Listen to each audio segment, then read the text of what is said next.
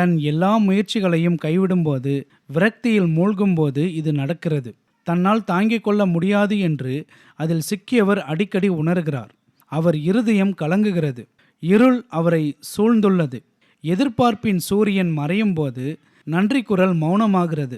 மனசோர்வு என்பது நம் கடமையை செய்ய நம்மை சக்தியற்றவர்களாக ஆக்குகிறதற்கு சமமாகும். ஒரு நபர் மயங்கிவிட்டால் அசைவற்று இருப்பார். எத்தனை கிறிஸ்தவர்கள் தங்கள் வாழ்வில் போராட்டம் வரும்போது மனசோர்வு அடைந்து தங்கள் போராட்டத்தை முற்றிலுமாக கைவிடுகிறார்கள். துன்பப்படும் போது தேவனுடைய கரம் என் மீது பாரமாக இருக்கிறது, அதை எதிர்கொள்ள என்னால் எதுவும் செய்ய முடியாது என்று எத்தனை பேர் உணர்கிறார்கள்? பிரியமானவர்களே, நம்பிக்கை இல்லாத மற்றவர்களைப் போல துக்கப்படாதிருங்கள். 1 தெசலோனிக்கேயர் அதிகாரம் 4 வசனம் 13. அவரால் கடிந்து கொள்ளப்படும் போது சோர்ந்து போகாதே. எபிரேயர் அதிகாரம் 12 வசனம் 5.